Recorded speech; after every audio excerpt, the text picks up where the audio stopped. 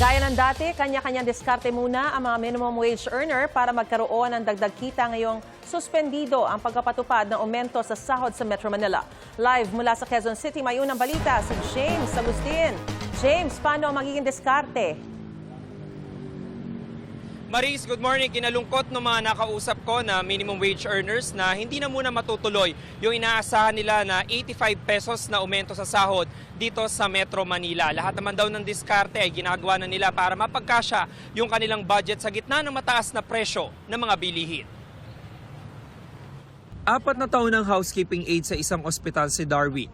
695 pesos ang arawang sahod. Kaya malaki raw sana ang dagdag na 85 pesos na inanunsyo ng pamahalaan na ipatutupad sa 2 tranche.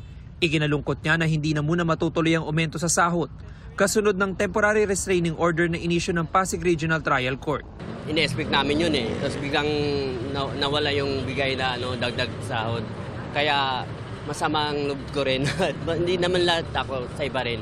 Sana ipagpatuloy pa rin yun kasi yan ang naantay naming solusyon para ang bilihin namin, yung batipid din. Nangihinayang din ng housekeeping aid na si Beverly. Kahit daw may trabaho rin ng kanyang asawa, kinakapos pa rin sila. Siyempre, nalulungkot kasi sa panahon ngayon, mahal ang mga paninda. Yung 85, pandagdag na rin sana yan sa mga gastusin. Umaasa rin si Joel na maibibigay ang dagdag sahod. Mahigit 3 dekada na siyang nagtatrabaho bilang construction worker. Sana nga mabigay. Kasi malaking bagay din yun. Lalo sa araw-araw, magpapasok ko. Siyempre, laki ng pamasahe ko rin eh. Para sa mga minimum wage earner, bawat piso na dagdag sahod ay mahalaga. Sa ngayon, dumidiskarte muna sila para may dagdag na kita. Kung walang diskarte, mas wala. Wala tayong pagkakitaan talaga. Sa isang ulam lang, umaga tanghali na yun.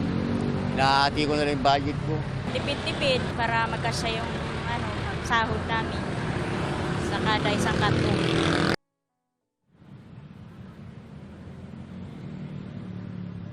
Sa tala ng DOLE, aabot sa 1.1 million na minimum wage earners dito sa Metro Manila. Yung makikinabang sana doon sa dagdag sahod. Yung manilitas mula po rito sa Quezon City, James Agustin, GMA News.